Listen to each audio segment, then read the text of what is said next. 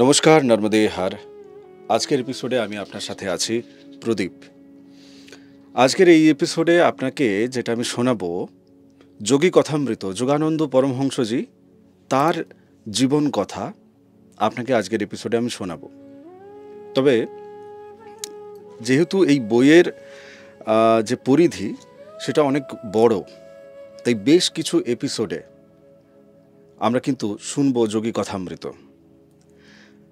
এই যে শোনার এবং শোনানোর এই যে প্রক্রিয়াটা, মানে আমি বলছি আপনি শুনছেন, এর মধ্যে মধ্যে কিছু আলোচনা, কিছু প্রশ্ন, কিছু উত্তর আপনাদের তরফ থেকে আমি আশা করব এই ভিডিওর কমেন্ট বক্সে।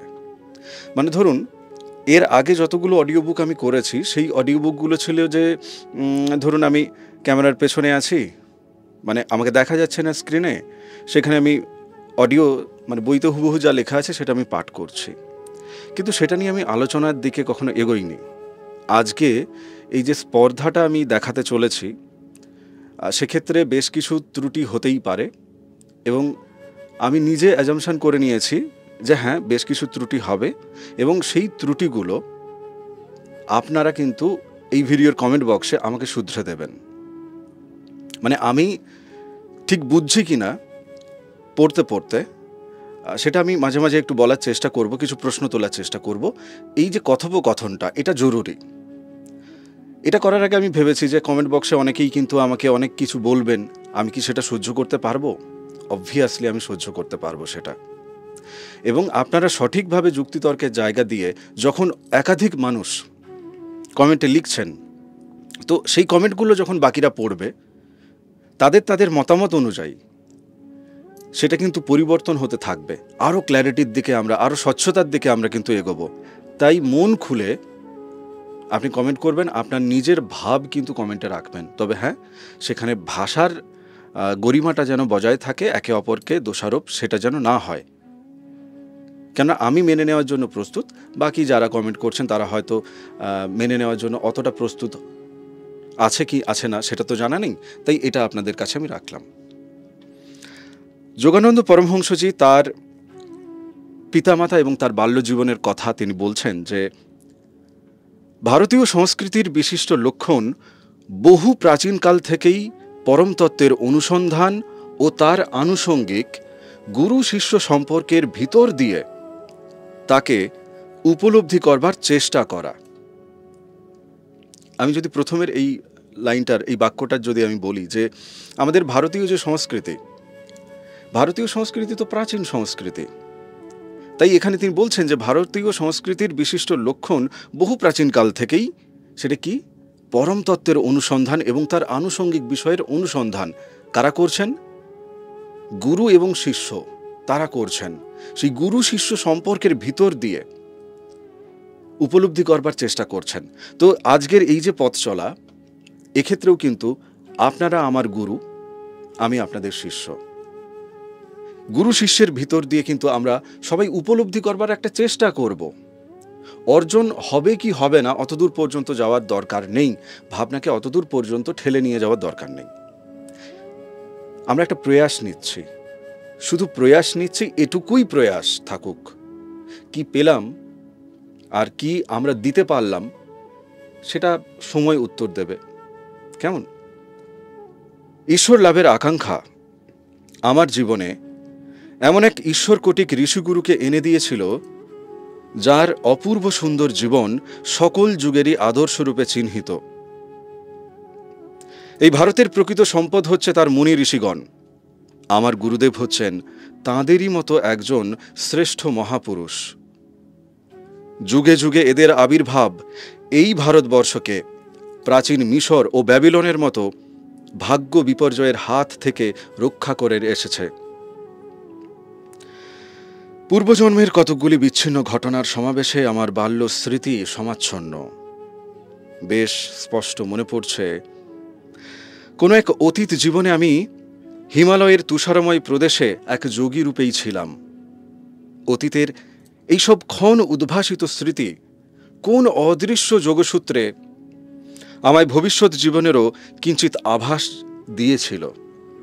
এই দেখুন, এখানে একটা শব্দ আমরা পাচ্ছি যে আভাস। যারা প্রতিনিয়ত জপ করেন, যারা প্রতিনিয়ত ঈশ্বর প্রেমে নিজেকে যুক্ত রাখার প্রয়াস রাখেন আর কি, তাদের মধ্যে কিন্তু তাদের অতীত জীবন, তাদের আগামী জীবন তারা কিন্তু জানতে পারেন। কোন এক অদৃশ্য শক্তি বলে তিনি কিন্তু জানতে পারেন। তার তার মানে কি বলবো, মাথার ভেতর, চিন্তা শক্তির ভেতরে কিন্তু তা ধরা পড়ে।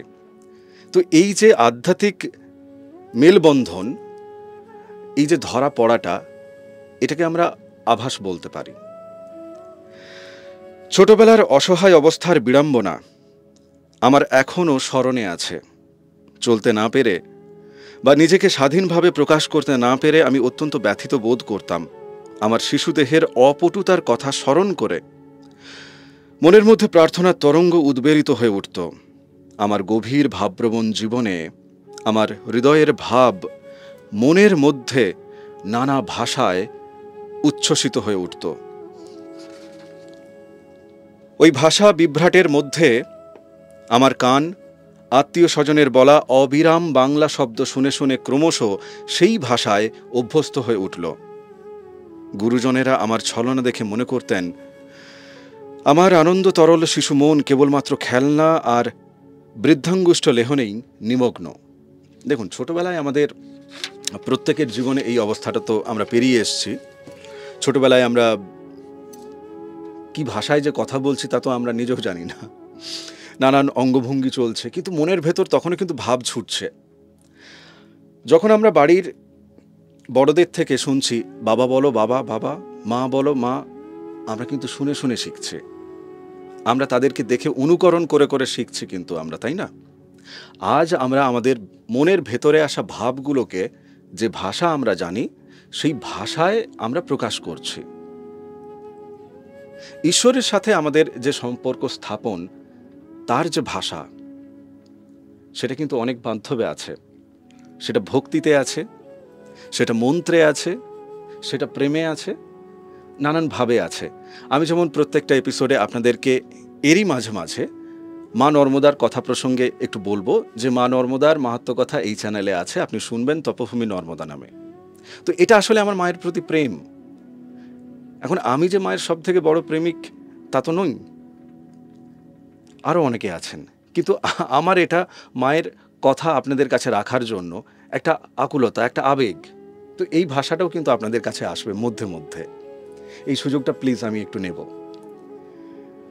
মনের নানা অকারণ উদ্বেগ, উত্তেজনা আর দেহের অসামর্থ্য ভাব আমার মধ্যে বহু অদম্য ক্রন্দন বেগের সৃষ্টি করত। বাচ্চা ছেলে কিছু চাইলে সে কি করে, না যদি পায় তখন কেঁদে ফেলে, আমরা তাদের দিকে অ্যাটেনশন দিই। আত্মীয় স্বজনেরা এই অযথা ক্রন্দনের কোনো কারণ আবিষ্কার করতে না পেরে তারা বিমূঢ় হতেন। সুখের স্মৃতিগুলিও মনের মধ্যে ভিড় করে দাঁড়াত। মায়ের আদর, আধো আধো উচ্চারণে আমার প্রথম কথা বলবার চেষ্টা করা, আর হাঁটি হাঁটি পা পা বলির সঙ্গে সঙ্গে হাঁটবার চেষ্টা, এসবই স্মৃতির আলোকে আমি দেখতে পেতাম। বাল্যজীবনের এইসব প্রাথমিক সাফল্য যদিও শীঘ্রই ভুলে গিয়েছি, তবুও তারাই পরে আত্মবিশ্বাসের একটা স্বাভাবিক ভিত্তি হয়ে উঠেছিল। আমাদের এই আধ্যাত্মিক পথে চলতে চলতে আর কি, আমরা যে কোন পথে চলছি আমরা নিজেরাও জানি না। কিন্তু ঘটনা হচ্ছে যে আপনি ধরুন 108 বার নাম নিলেন, আপনি যে ঈশ্বরের প্রতি আপনার প্রেম, যার প্রতি ভক্তি আপনার, আপনি মনের মধ্যে দেখছেন যে কিছু একটা হচ্ছে, আপনার হয়তো ঘাড়ের কাজটা শিরশির করছে।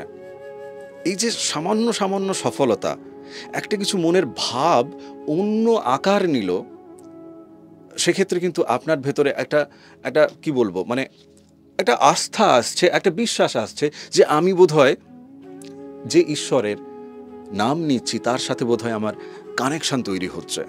তো এটাও কিন্তু জরুরি। আমার দূরপ্রসারী স্মৃতির ব্যাপারগুলি যে খুব অসাধারণ তা নয়।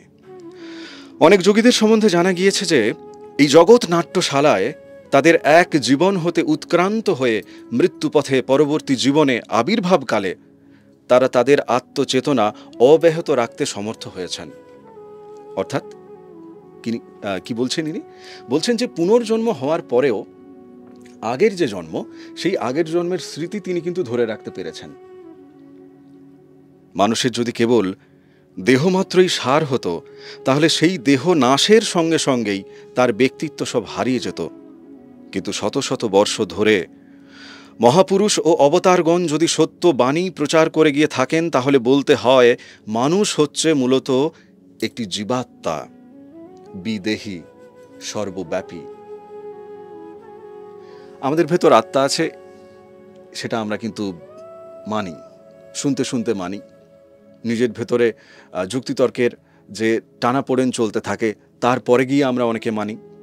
কিন্তু বিদেহী আর আমরা সর্বব্যাপী, এটা কোথাও থেকে যেন যোগানন্দ পরমহংসজির এই যে বলা কথা, তার সাথে আমরা এক হতে পারছি না। আপনি এক হবেন। এই পথ চলতে চলতে যত এপিসোড এগোবে, ধীরে ধীরে আপনি এক হবেন। ওনার কথার সাথে আপনি এক হবেন, আপনি বিদেহী হবেন, আপনি সর্বব্যাপীও হবেন। এবং আছেনও বটে কি করে, সেই চেনাটা কিন্তু যোগানন্দ পরমহংসজি আমাদেরকে চেনাচ্ছেন যোগী কথামৃত এই লেখার মধ্য দিয়ে। আশ্চর্যজনক মনে হলেও শৈশবের সুস্পষ্ট স্মৃতি কিন্তু বিরল নয়। নানা দেশ বিদেশে বেড়াবার সময় আমি সত্যনিষ্ঠ নরনারীদের মুখ থেকে তাদের অতি শৈশবকালের বহু স্মৃতি কাহিনী শুনেছি। উত্তর পূর্ব ভারতে হিমালয়ের কাছে গোরখপুরে 1893 সালের 5ই জানুয়ারি তারিখে আমার জন্ম হয়। সেখানেই আমার বাল্যজীবনের প্রথম 8টি বছর অতিবাহিত হয়েছিল। ভাই বোন মিলে আমরা 8 জন, 4 ভাই 4 বোন। সংসার জীবনে আমি মুকুন্দলাল ঘোষ নামে পরিচিত।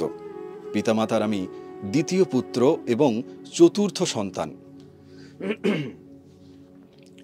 আমার পিতামাতা ক্ষত্রিয় বংশোদ্ভূত বাঙালি, উভয়ই সাধু প্রকৃতির ছিলেন।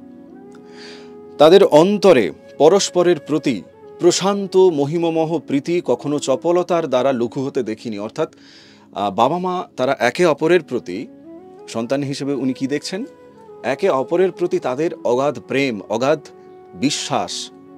কিন্তু আমাদের সংসার জীবনে সেটা কিন্তু আমরা দেখি না। কেন দেখি না? কেননা সেখানে চপলতা চলে আসছে, তাই প্রেম সেখানে কিন্তু দূরে সরে গেছে। পিতামাতার সুসমঞ্জস্য জীবনই হলো আমাদের 8টি তরুণ জীবনের চপল আবর্তনের শান্তিময় কেন্দ্র। ছেলেমেয়েদের কাছে পিতামাতার জীবনই কিন্তু আদর্শ হয়, এবং পিতামাতা তারা নিজেরা যদি শান্তি কিভাবে বজায় রাখতে হয়, সুখ কিভাবে পেতে হয়, একে অপরকে দিতে হয় আগে, সেটা যদি তারা না জানে, তাহলে কিন্তু ছেলেমেয়েদের জীবন দুর্বিষহ হয়, এবং সেই দুর্বিষহগ্রস্ত ছেলেমেয়েরাই পরবর্তীতে বাবা মাকে কিন্তু ভালো কিছু দিতে পারে না। এটা পরোক্ষভাবে কিন্তু আসছে। পিতা ভগবতীচরণ ঘোষ দয়ালু, গম্ভীর, কিন্তু সময় সময় কঠোর ভাবও তিনি অবলম্বন করতেন। তাকে অন্তরে ভালোবাসলেও আমরা শিশুর দল কিন্তু তার সঙ্গে বেশ একটা সম্মানসূচক দূরত্ব রক্ষা করে চলতাম। তিনি একজন সুবিদিত গণিতজ্ঞ এবং যুক্তিবাদী ছিলেন বলে প্রধানত নিজের বুদ্ধি বলেই তিনি চালিত হতেন। কিন্তু মা ছিলেন আমাদের অন্তর্লোকের দেবী, মানে আমাদের মনের ভেতর কি চলছে মা সব জানতেন। তিনি কেবল ভালোবাসার দ্বারাই আমাদের শিক্ষা দিতেন, কেবল ভালোবাসার দ্বারাই তিনি শিক্ষা দিতেন। মায়ের মৃত্যুর পর পিতা তার অন্তরের কোমলতা আরো বেশি করে প্রকাশ করতে লাগলেন। তার চোখে তখন মায়ের স্নেহকোমল আঁখির ছায়ার প্রতিফলন দেখতে পেতাম। মায়ের কাছেই প্রথম আমরা শাস্ত্রাদির অম্লমধুর পরিচয় লাভ করি। রামায়ণ আর মহাভারতের কাহিনী ও উদাহরণ থেকে বেছে নিয়ে মা আমাদের উপর সেই সব শাসন, সেই সব উপদেশ, সেই সব নীতি শিক্ষা সুচতুরভাবে প্রয়োগ করতেন। তার ফলে শিক্ষা আর শাসন দুই পাশাপাশি চলত। এ নিয়ে আমার কিছু বলার নেই, কমেন্ট বক্সে আপনারা লিখবেন কি চলছে আজকাল। শ্রদ্ধার প্রকাশস্বরূপ প্রত্যহ বৈকালে মা আমাদের সযত্নে পরিপাটি করে সাজিয়ে দিয়ে বাড়ির বাইরে রাস্তায় দাঁড় করিয়ে রাখতেন। পিতাকে অফিস থেকে বাড়ি ফেরবার সময় অভ্যর্থনা জানাবার জন্য। দেখুন এই যে ছবিটা আমরা দেখতে পাচ্ছি, উনি বলছেন যে প্রতিদিন বিকেলবেলা যখন বাবা অফিস থেকে ফিরছে, মা তখন কি করছেন? মা তখন করছেন ছেলে মেয়েদের সুন্দরভাবে পরিপাটি করে একেবারে সাজিয়ে গুছিয়ে, পাউডার টাউডার দিয়ে একদম সুন্দর করে সাজিয়ে গুছিয়ে বাড়ির বাইরে বাবা যে কাজ থেকে ফিরছেন অভ্যর্থনা জানাবার জন্য বাড়ির বাইরে দাঁড় করিয়ে রেখেছেন। এটা আসলে কেন? এটা আমাদের সংসার জীবনকে, একটা পরিবারকে, ওই পিতাটার মনে, যিনি পিতা ফিরছেন কাজ থেকে, তার মনের ভেতর কি জাগে? ধরুন কোনো পিতা তিনি বাইরে রোজগার করার জন্য গিয়েছেন, কোনো মাতা তিনি বাইরে রোজগার করার জন্য গিয়েছেন, ছেলেমেয়েরা যদি তার ফেরার সময় তাকে অভ্যর্থনা জানায়, তাহলে তিনি তো সংসারের জন্য করছেন, এই পরিবারের জন্য করছেন। তিনি কিন্তু ভেতর থেকে অনেক বেশি শক্তিশালী হবেন, অনেক বেশি গোছানো হয়ে যাবেন। অনেক মানুষের জীবনে কিন্তু ঋণগ্রস্ত জীবন হয়ে যায়। তাদের পরিবার তার পাশে যদি এইভাবে থাকে, তাহলে তিনি ঋণগ্রস্ত হবেন কেন? তিনি কখনোই ঋণগ্রস্ত হবেন না, তিনি ভুলভাল জীবনের সিদ্ধান্ত নেবেনই না। কারণ তিনি জানবেন যে তার পরিবার তাকে এই ভালোবাসা দিচ্ছে আর তিনি পরিবারের জন্য করছেন। পিতাকে অফিস হতে বাড়ি ফেরবার সময় অভ্যর্থনা জানাবার জন্য আমার পিতা বেঙ্গল নাগপুর রেলওয়ে নামক তৎকালীন ভারতবর্ষের অন্যতম বৃহৎ কোম্পানির সহসভাপতির সমতুল্য পদে অধিষ্ঠিত ছিলেন। কার্য উপলক্ষে তাকে নানা রাজ্যে ভ্রমণ করতে হতো।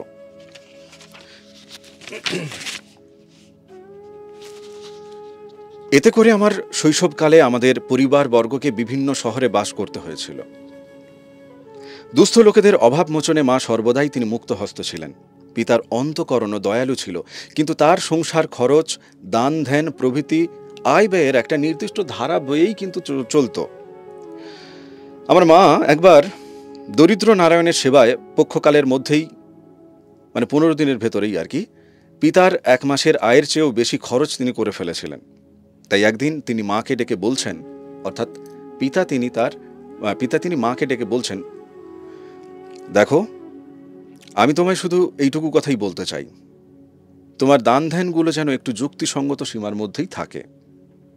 পিতার এই মৃদু ভৎসনাটুকু মায়ের অন্তরে প্রবল আঘাত দিয়েছিল।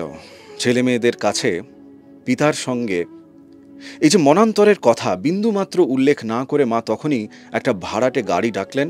তারপরে তিনি একেবারে সেই সুপ্রাচীন চরমপত্র, আমি বাপের বাড়ি চললুম। আমরা তো অবাক হয়ে একেবারে কান্না জুড়ে দিলাম। মাতুল মহাশয় অকস্মাৎ সেখানে ঠিক সময় মতো তিনি এসে উপস্থিত হলেন, আর স্বামী স্ত্রীর মধ্যে পুনর্মিলন ঘটাবার উদ্দেশ্যে কিঞ্চিত সুপ্রাচীন উপদেশও পিতার কর্ণে চুপি চুপি প্রয়োগ করলেন। তার ফল হলো এই যে, পিতার সঙ্গে কতকগুলো আপোষসূচক কথাবার্তার পর মা প্রসন্ন চিত্তে গাড়ি ফিরিয়ে দিলেন। যাই হোক, পিতামাতার এইরকম মতান্তরের ঘটনা যা কেবল আমি একটিমাত্রবার ঘটতে দেখেছিলাম, তার একটা সন্তোষজনক নিষ্পত্তি হল। কিন্তু আরেকবার উভয়ের মধ্যেকার এক বিশেষ কথাবার্তা আজ আমার মনে পড়ছে, সেইটাই এবার বলি। পাশের ঘর থেকে শুনতে পেলাম মা বাবাকে বলছেন, দেখো, একটি বড় দুঃখিনী মেয়ে আমাদের বাড়িতে এসে হাজির হয়েছে, বেচারির বড্ড অভাব, তুমি গোটা 10 টাকা ওকে দাও তো। মেয়েটির দুঃখ ঘোচাবার জন্য মায়ের চেষ্টা। হাসি মুখে মা আর্জি পেশ করছেন পিতার কাছে। পিতার উপর কিন্তু এটা বেশ একটা প্রভাব বিস্তার করল। তবু পিতা তিনি বলছেন যে 10 টাকা কেন, 1 টাকাটাই তো যথেষ্ট। তারপর আত্মপক্ষ সমর্থনের উদ্দেশ্যে তিনি শুরু করলেন, দেখো, তোমাকে একটা কথা বলি, যখন আমার বাবা, ঠাকুরদাদা আর ঠাকুমা হঠাৎ মারা যান, তখন আমার দারিদ্র্যের সঙ্গে প্রথম পরিচয়। একটিমাত্র ছোট্ট কলা খেয়ে মাইলের পর মাইল হেঁটে স্কুলে যেতাম, শেষে বহু কষ্টে ইউনিভার্সিটিতে প্রবেশ করি। পড়াশুনো চলাবার জন্য অর্থের অভাবে এক ধনী বিচারকের কাছে মাসিক একটিমাত্র টাকা আমি সাহায্য চাইতে যাই। 1 টাকায় কি কিছু কম নাকি?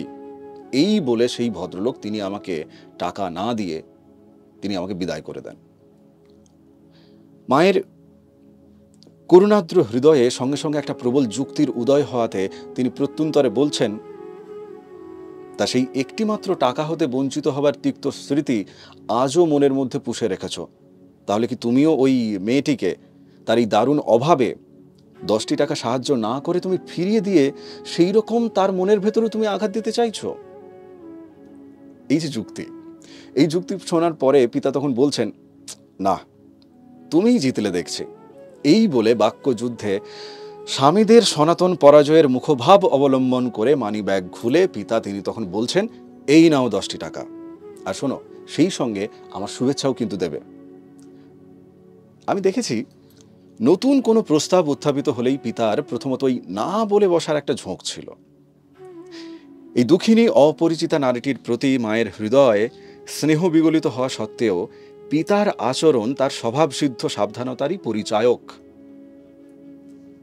কোনো বিষয়ে হঠাৎ সম্মতি প্রদান করার প্রতিকূলতা প্রকৃতপক্ষে বলতে গেলে যথোচিত বিবেচনা নীতির অনুসরণ মাত্র।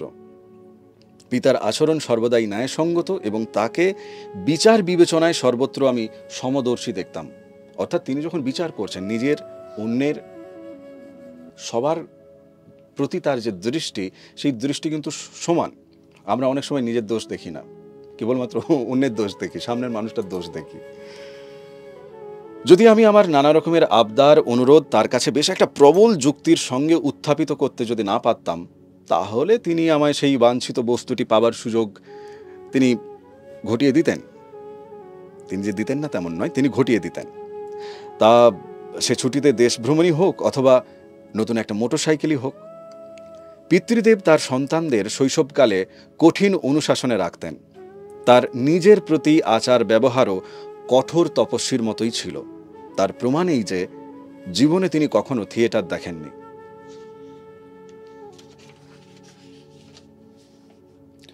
তার আমোদ প্রমোদ বা অবসর বিনোদনের জন্য তিনি আধ্যাত্মিক সাধনা বা গীতা পাঠেই তিনি আনন্দ লাভ করতেন। সর্বপ্রকার ভোগবিলাস পরিহাস করে তিনি একজোড়া পুরানো জুতো যতদিন পর্যন্ত না একেবারে ব্যবহারের অযোগ্য হয়ে পড়ত, ততদিন পর্যন্ত তাই দিয়েই তিনি চালাতেন। মোটর গাড়ি জনপ্রিয় হয়ে উঠলে পর ছেলেরা একটা গাড়ি কেনে, কিন্তু তিনি নিজে ট্রামে চড়েই অফিসে যাতায়াত পছন্দ করতেন। ক্ষমতা লাভের জন্য ধন সঞ্চয়ে তার কোনোদিনই আগ্রহ ছিল না। একবার কলকাতা আরবান ব্যাংক গড়ে তুলতে সাহায্য করবার পর তিনি নিজের লাভের জন্য তার শেয়ার কিনা বা তা ধরে রাখা সমীচীন তিনি বোধ করলেন না। তিনি প্রত্যাখ্যান করেছিলেন। অবসরকালে জনকল্যাণের জন্য এইরূপ পৌর কর্তব্য পালন করেই তিনি কিন্তু সন্তুষ্ট ছিলেন। পিতা চাকরি হতে অবসর ও পেনশন নেবার বহু বৎসর পরে বিলাত থেকে একজন ইংরেজ হিসাব পরীক্ষক বেঙ্গল নাগপুর রেলওয়ে কোম্পানির হিসাব পরীক্ষা করতে আসেন। তিনি দেখে আশ্চর্য হয়ে যান যে পিতা তার বহুদিনের প্রাপ্য বোনাসের জন্য কোম্পানির কাছে কখনো তিনি আবেদন করেননি। পিতা 3 জন লোকের কাজ একাই চালাতেন। তিনি এই একা যে চালাচ্ছেন, সেই কারণে হিসাব পরীক্ষক সাহেব রেল কর্তৃপক্ষের কাছে মন্তব্য করলেন। তিনি হিসাব করে দেখালেন যে তাঁর বকেয়া প্রাপ্য অর্থের পরিমাণ দাঁড়াচ্ছে 1,25,000 টাকা। কোষাধ্যক্ষ পিতাকে ওই পরিমাণ টাকার চেক পাঠিয়ে দিলেন। এ বিষয়ে তিনি অল্পই মনে ঠাঁই দিয়েছিলেন। সংসারে তার কথা তিনি উল্লেখ করতে ভুলে গিয়েছিলেন। পরে বহুদিন বাদে আমার কনিষ্ঠ ভ্রাতা বিষ্ণু ব্যাংকে এতগুলো টাকার একটা বড় রকমের হিসাব তিনি যখন দেখলেন, তো এই বিষয়ে পিতাকে তিনি প্রশ্ন করলেন। পিতা তখন বিষ্ণুকে বলছেন, আচ্ছা বিষ্ণু, তোমাকে একটা কথা বলি, একটা প্রশ্ন করি। পার্থিব লাভে উল্লসিত হও কেন? সুখে দুঃখে মন যার অবিচলিত, সে লাভে উল্লসিত বা ক্ষতিতে ম্রিয়মান হয় না। সে জানে মানুষ এই পৃথিবীতে আসে কর্পদক্ষিণ হয়ে আর যায় কর্পদক্ষিণ হয়ে। অর্থাৎ মানুষ এই পৃথিবীতে আসে হাত খালি, যখন আসছে, আবার যখন যাচ্ছে তখনও কিন্তু হাত খালি। বিবাহিত জীবনের প্রারম্ভে পিতামাতা উভয়েই কাশীর যোগাবতার লাহিড়ী মহাশয়ের শিষ্যত্ব গ্রহণ করেন। এই যোগাযোগ পিতার স্বাভাবিক তাপস স্বভাবকে দৃঢ়তর করে তুলেছিল। আমার মা বড় দিদি রমার নিকট এক অদ্ভুত কথা প্রকাশ করেছিলেন। তোমার বাবা ও আমি বৎসরে কেবলমাত্র একটি বার স্বামী স্ত্রীর সম্বন্ধ পালন করি, তাও সন্তান লাভের জন্য। লাহিড়ী মহাশয়ের সঙ্গে পিতার প্রথম সাক্ষাৎ লাভ হয় অবিনাশবাবুর মারফতে। ইনি বেঙ্গল নাগপুর রেলওয়ে শাখা লাইনের এক কর্মী ছিলেন।